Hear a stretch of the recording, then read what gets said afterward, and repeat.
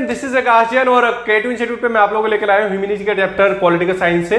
और इस चैप्टर के बारे में हम लोग जानेंगे थोड़ी सी बेसिक चीजें, लाइक आपके एग्जाम पर्पस से मैं इन चीजों को बहुत ही कम समय में रिकॉल कर पाऊंगा। मुश्किल से 10 से 12 मिनट में मैं पूरा चैप्टर आपके सामने रखूंगा और मेजर पॉइंट को हम लोग डिस्कस करेंगे। मेजर पॉइंट को डिस्कस करने का मतलब आपके बोर्ड के एग्जाम में ये हेल्प करेंगे। लाइक इस चैप्टर को पहले तो नाम से देखते हैं कि समय समय पर CBSE हमारे सामने नए पैटर्न रख रहा है, नए कंस्ट्रक्चर रख रहा है। तो इसका पहला नाम था challenges to and restoration of the Congress system. वहीं इस चैप्टर का नया नाम है parties and the party system in India. दोनों फेज का क्या है कि हम लोग एक ऐसी कंडीशन को देख पाए जो हमारे लिए डिफरेंट है या हमारे लिए अलग है।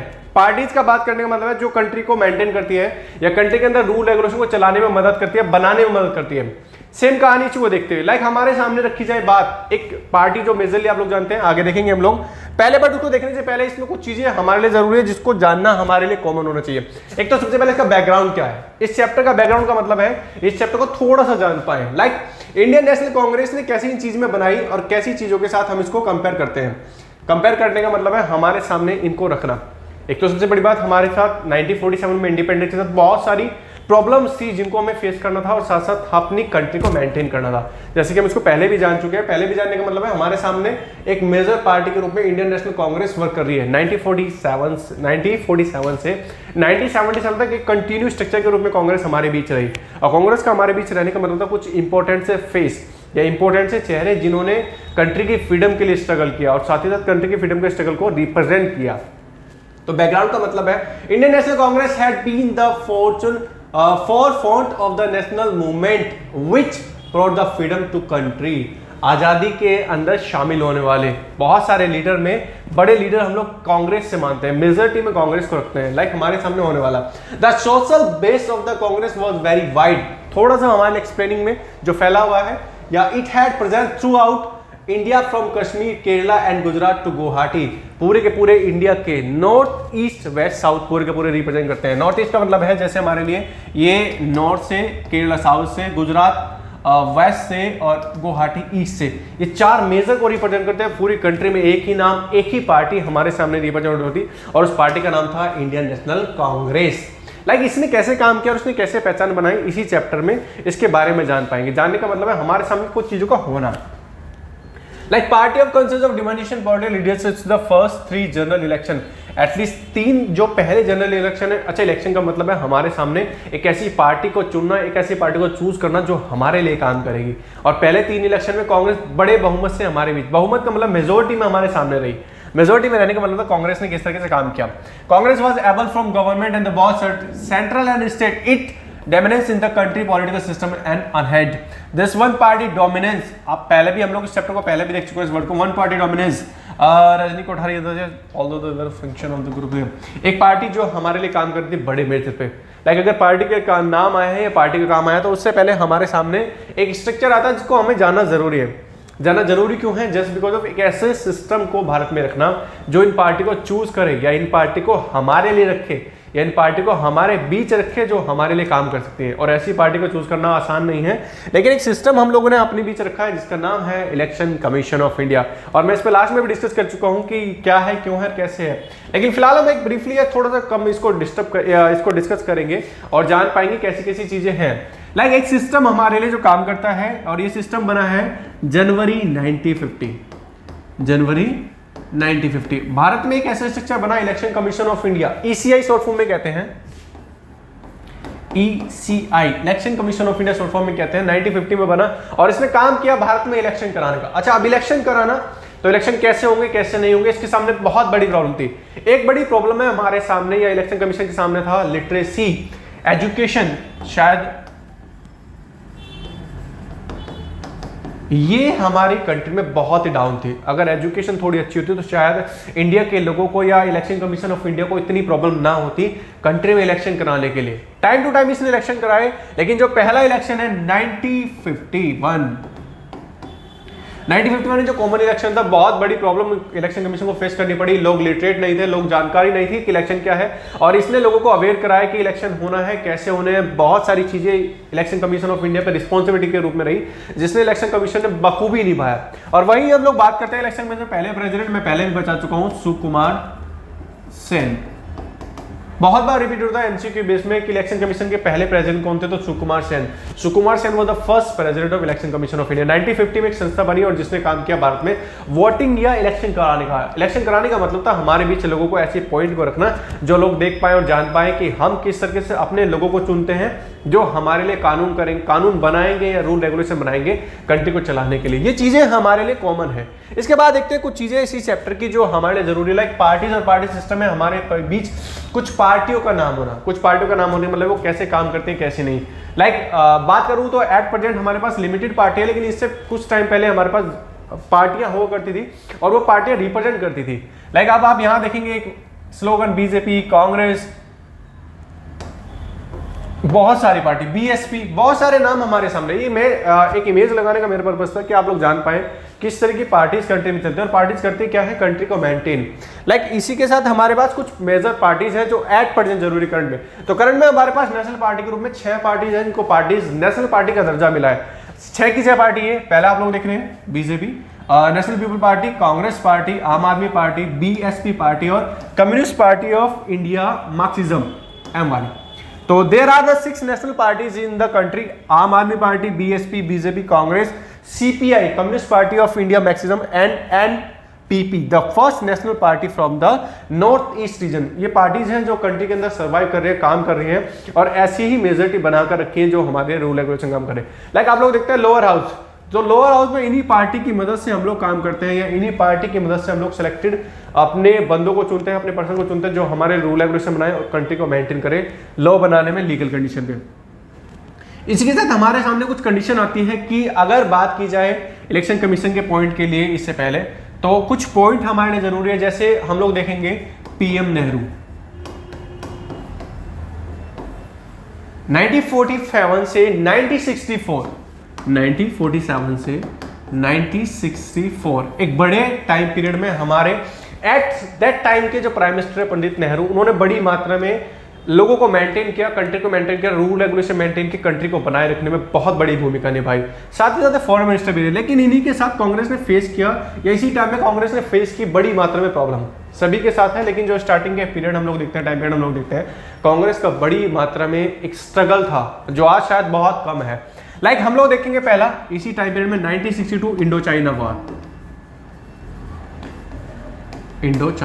वॉर। हम लोग उसको पहले भी देख चुके हैं इंडो चाइना वॉर को, तो आज मैं ज्यादा डिस्कस नहीं करूंगा इस पर कि इंडो चाइना वॉर 1962 कांग्रेस के सामने एक बड़ी प्रॉब्लम।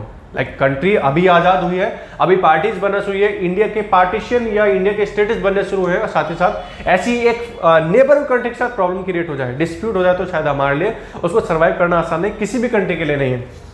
इसी के साथ 1964 में आफ्टर डेथ ऑफ नेहरू सबसे बड़ी प्रॉब्लम कि next prime minister will be, कौन होगा नया प्रधानमंत्री। तो उस टाइम हमारे जो एट प्रेजेंट लीडर थे लाल बहादुर शास्त्री,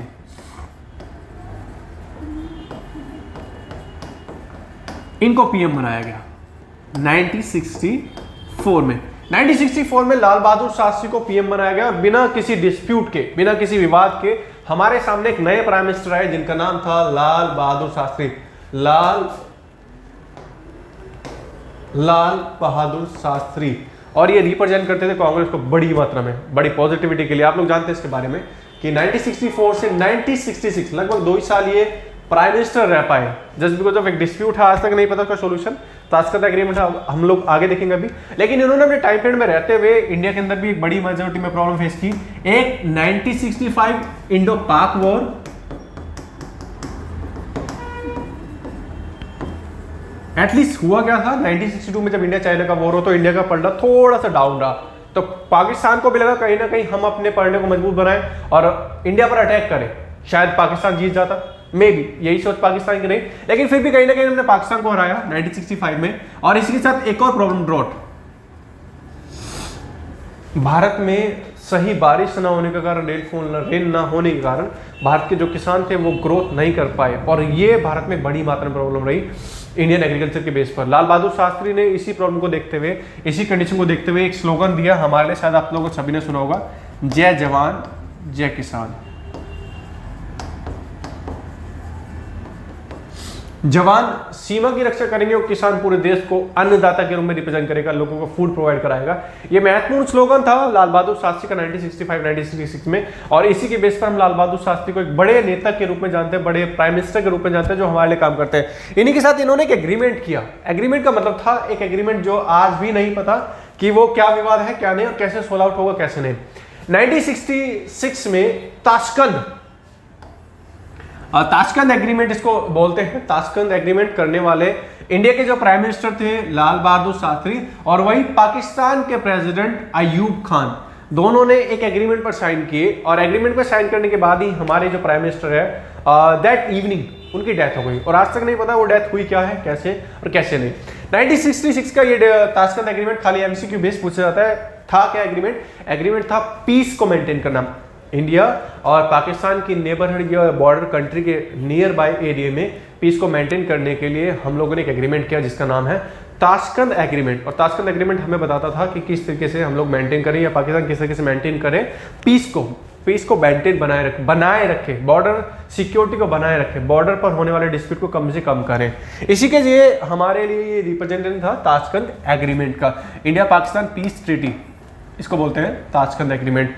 इसमें और कुछ ज्यादा नहीं हमारे लिए रिप्रेजेंट करने के लिए। इसके बाद आगे कि अब हुआ क्या है after death of Lal Bahadur Shastri 1966, अब same condition, next PM will be, अगला पीएम कौन होगा।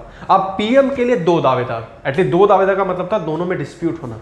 जहां हम लोग 1964 जवाहरलाल नेहरू की बात करें, 1966 लाल बहादुर शास्त्री की बात करें, दोनों को लिए कोई डिस्प्यूट नहीं था। लेकिन जब 1966 में लाल बहादुर शास्त्री की डेथ हुई तो हमारे सामने डिस्प्यूट हुआ कि नेक्स्ट पीएम कौन होगा। पीएम बनने का मतलब था कंपैरिजन। एक नाम था इंदिरा गांधी और एक नाम था मोरारजी भाई देसाई।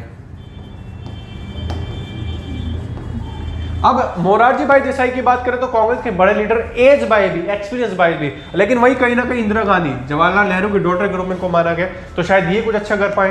तो कुछ लोग जो फॉलोअर थे वो फॉलोअर थे इंदिरा गांधी के, और कुछ लोग जो फॉलोअर थे वो फॉलोअर थे मोरारजी भाई देसाई के। दोनों में डिस्प्यूट हुआ और यहाँ कांग्रेस दो भागों में डिवाइड हो रही। कांग्रेस का डिवाइड होने का रीजन था यही, ना तो लोग समझ पा रहे थे कि मोरारजी भाई देसाई को प्राइम मिनिस्टर बनाया जाए या फिर इंदिरा गांधी को, लेकिन मेजरली जो माना गया मोरारजी भाई देसाई को, senior by age. Like India के अंदर हम लोग देखते हैं बहुत सारे पोस्ट या बहुत सारी कंडीशन ऐसी हैं जिसमें हम एज को प्रेफर करते हैं। जिस आदमी की एज ज्यादा है शायद उसके पास एक्सपीरियंस भी ज्यादा है, ऐसा ही हमारे लोगों का पॉलिटिक्स पार्टी में माना जाता है। तो इसको देखते हुए कांग्रेस दो पार्टों में बटी, एक कांग्रेस ओ और एक कांग्रेस आर। कांग्रेस ओ और कांग्रेस आर, कांग्रेस ऑब्जेक्टिव और कांग्रेस रिप्रेजेंटेटिव के रूप में है। लाइक ये कांग्रेस जो ओ है ये सिंडिकेट के रूप में जानी गई, या ओल्ड कांग्रेस के रूप में जानी गई, पुरानी कांग्रेस के रूप में। वही कांग्रेस आर को इंदिरा गांधी ने फाउंड किया और ये न्यू कांग्रेस के रूप में जानी गई। और हमारे सामने कांग्रेस पार्टी रिप्रेजेंट होकर आई ऐसे। लाइक कांग्रेस का डिवीजन हुआ 1969 में और कांग्रेस दो भागों में बटी, एक कांग्रेस ओ और एक कांग्रेस आर। इसके साथ कांग्रेस ने एक सिंबल अप्लाई कर लिया जिसका सिंबल हेड के रूप में रिप्रेजेंट करते हैं 1977। कांग्रेस के symbol time to time change हुए हैं और सिंबल से हमारे लिए जरूरी नहीं कि क्वेश्चन बने, लेकिन फिलहाल कांग्रेस के बारे में बैकग्राउंड जानना जरूर था। तो कांग्रेस डिवाइड हुई दो पार्टों में और कांग्रेस ने 1977 में सिंबल अप्लाई किया एज ए हैंड का। वही बात करते हैं कांग्रेस की, तो इसी के साथ इंदिरा गांधी ने एक फेमस सा स्लोगन दिया जो शायद आप लोगों सभी ने सुना होगा कि गरीबी हटाओ। एटलीस्ट ये वो स्लोगन था जिसके बेस पर इंदिरा गांधी 1971-72 में वापस पॉलिटिक्स में अपने को स्ट्रॉन्ग बना पाई। कांग्रेस का मतलब था कि हमारे सामने एक ऐसा वर्ड, एक ऐसा स्लोगन रखना जिससे लोग जुड़ पाए। और एटलीस्ट हम लोग जानते हैं कि 1947 से बात करें या प्रेजेंट की बात करें तो गरीबी पॉवर्टी एक बड़ी समस्या है हमारे लिए। समस्या का मतलब था हमारे बीच, लोगों के बीच एक ऐसा स्लोगन रखा जाए जिससे आपकी पहचान बने। तो उस टाइम की जो हमारी प्रधानमंत्री है पीएम इंदिरा गांधी, उन्होंने एक फेमस स्लोगन दिया गरीबी हटाओ। और ये कार्टून मैंने एनसीईआरटी से लिया है। अच्छा इसको सुनते हैं जरा कि almost 4 decade after giving the slogan of गरीबी हटाओ we still have much poverty. हमारे पास आज भी है बड़ी मात्रा में गरीबी। Around was the slogan only an election gimmick. क्या ये एक मजाक था या एक जुमला? एक वर्ड है कि पॉलिटिकल जुमला था, और मे भी शायद पॉलिटिकल जुमला ही रहा हो कि अगर 4 डिकेड के बाद भी गरीबी हटाने के लिए हम लोग अप्लाई नहीं करें तो कैसी चीजें हमारी बीच होनी चाहिए। एक और स्लोगन एनसीईआरटी ने हमारे सामने रखा है, गरीबी हटाओ। एक ऐसा डायग्राम बेस जिससे हम जान पाइए, ऐसा पोस्टर बेस हमारे सामने। एटलीस्ट ये जो ऐसे पोस्टर होते हैं, हमें दिखाते हैं और एटलीस्ट सीबीएसई को रिकॉल भी करता है कि ऐसी चीज़ें हमारे लिए किस तरह रिप्रेजेंट होनी चाहिए, किस तरीके से नहीं। तो ये हमारे लिए एक फेमस स्लोगन 1971 1972। और पूछा जाता है तो फिफ्थ 5 प्लान,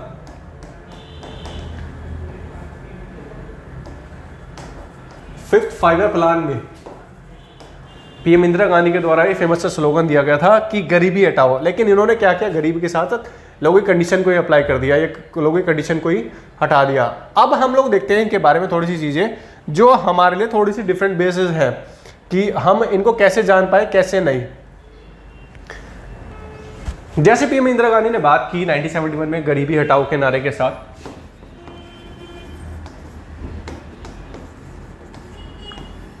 गरीबी हटाओ के नारे के साथ हमने इस चैप्टर को जोड़ा। ये इस चैप्टर में नए नए पॉइंट शामिल किए, साइन करने का मतलब था हम लोग इनको देख पाए कैसे हमारे लिए चीजें यही है। अब स्टूडेंट इस चैप्टर के लिए पार्ट फर्स्ट में इतना ही, और आप चाहते हैं अगर ऐसे ही पॉइंट पे मैं पॉइंट बनाऊं या फिर वीडियो बनाऊं तो आप लोग कमेंट में सिंपल कमेंट कर सकते हैं कि कैसी चीजें या किस पॉइंट में आपको दिक्कत है या प्रॉब्लम है, और जल्दी मैं आप लोगों के लिए इसका पार्ट सेकंड लेकर आऊंगा जो आपको अंडरस्टैंडिंग करके चैप्टर को पूरे के पूरे।